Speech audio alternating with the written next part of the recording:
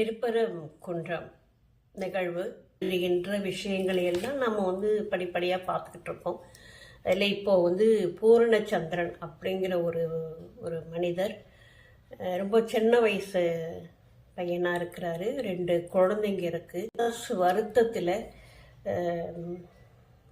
தனக்கு நெருப்பு வைத்து கொண்டு எரிந்து சாம்பலாகி இருக்கிறார் அப்படின்னு ஒரு செய்தியை கேள்விப்படும்போது மனசுக்குள்ள அப்படி ஒரு பாரமாக இருக்குது.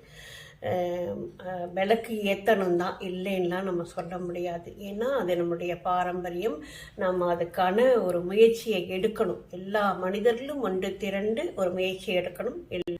ஆனால் அதற்காக நம்மளுடைய உயிரை மாய்த்து கொண்டு நம்மளையே நம்பி வந்திருக்கிற ஒரு பொண்ணு, நம்மளை நம்பி பிறந்திருக்கிற 2 குழந்தைங்களை தவிக்க விட்டுட்டு போகிறோமே, இதை கடவுள் கூட கண்டிப்பாக ஏற்றுக்க மாட்டாருங்க. நிச்சயமாக அந்த முருகனை கூட இதை ஏற்றுக்கவே மாட்டார். அப்படிப்பட்ட ஒரு ஒரு சோகமான ஒரு நிகழ்வு நடந்திருக்கு. இன்னும் எத்தனை பேரை காவு வாங்க போதோ தெரியல.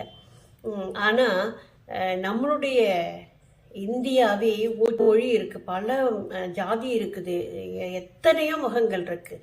அத்தனை முகங்கள் இருந்த போதும் ஒரே ஒரு சிந்தனையோடு இருப்பா அப்படின்னு சொல்லி நம்முடைய பாரதியாரே சொல்லியிருக்கிறார். அதை மாதிரி அவ்வளவு மொழி, கலாச்சாரம், பண்பாடு எல்லாமே வித்தியாசமாக இருந்தாலும் கூட இந்தியர் அப்படிங்கிற ஒரே ஒரு விஷயம்தான் எல்லாருக்குமே இருக்கும். எல்லாரும் அண்ணன் தம்பியா பாசத்தோட நேசத்தோட வாழ்ந்தவர்கள் தானே நாம். இன்றைக்கு ஏன் இப்படி ஒரு பிரச்சனை இதுக்காக நடந்துகிட்டு இருக்கு அப்படிங்கிறது எனக்கு புரியல.